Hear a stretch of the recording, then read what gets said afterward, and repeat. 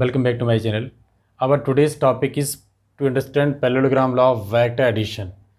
According to this law, if two vectors are represented in magnitude and direction by the adjacent sides of a parallelogram, let we have two vectors A vector and B vector.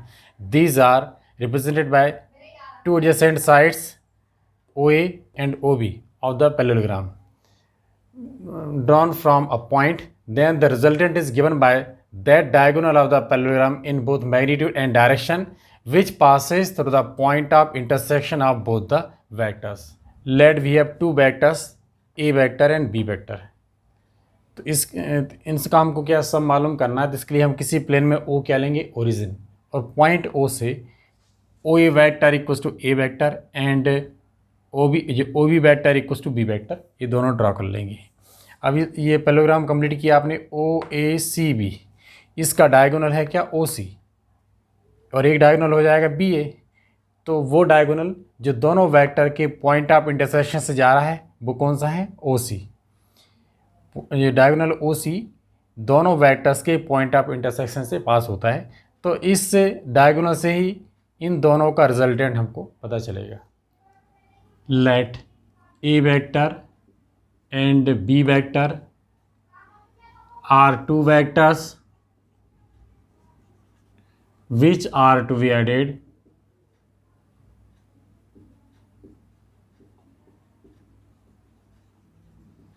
by this law. For this, O is taken as origin in a plane and OA vector equals to A vector, OB vector equals to B vector are drawn and parallelogram OACB is completed. Its diagonal is OC vector. OC vector represents resultant of both the vectors. Thus, in parallelogram OACB, resultant OC vector equals to OA vector plus OB vector, or R vector equals to A vector plus B vector. It is parallelogram law of vector addition. Now our next topic in this case is to determine resultant R equals to root of A square plus B square plus 2AB cos theta. Let OACB is a parallelogram. In this parallelogram, OA vector equals to A vector and OE vector equals to B vector, and OC vector is resultant R vector. The side we have to find expression for resultant.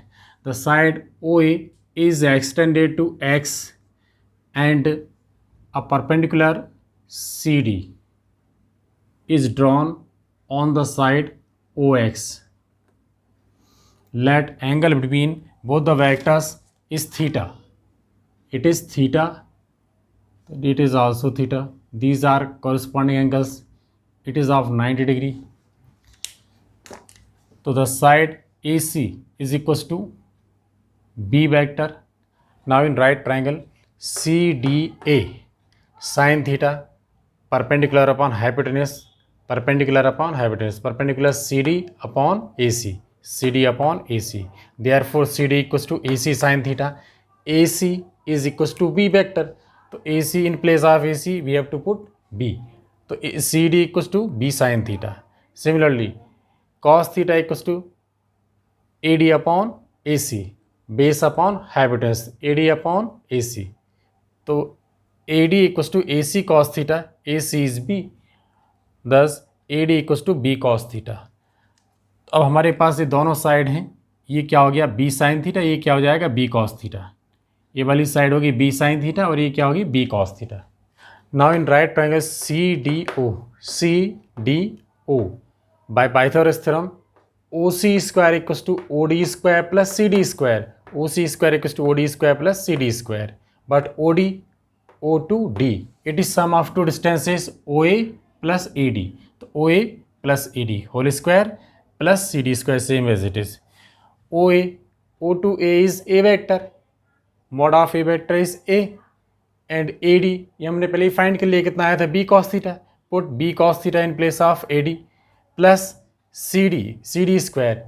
तो C D हमने क्या लिया था, अभी find किया है B sine theta, यहाँ put कर दिया B sine theta.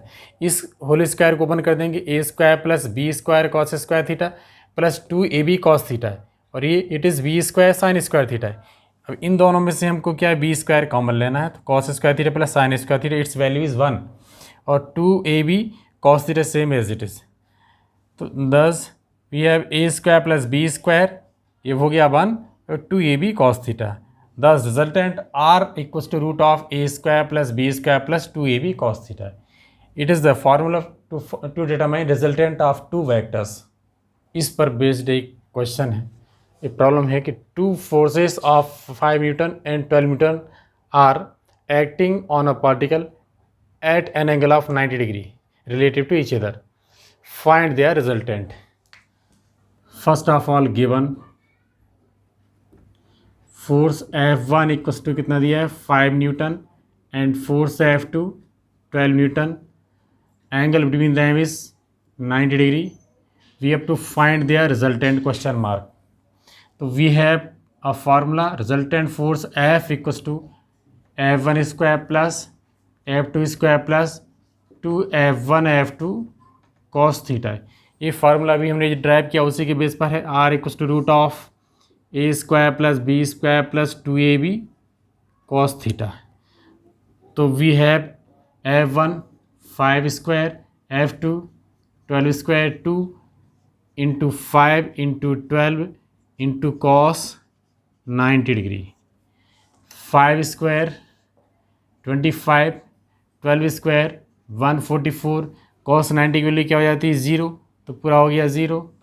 Now we have 144 plus 25 169, square root of 169 is 13, thus resultant force is of 13 Newton.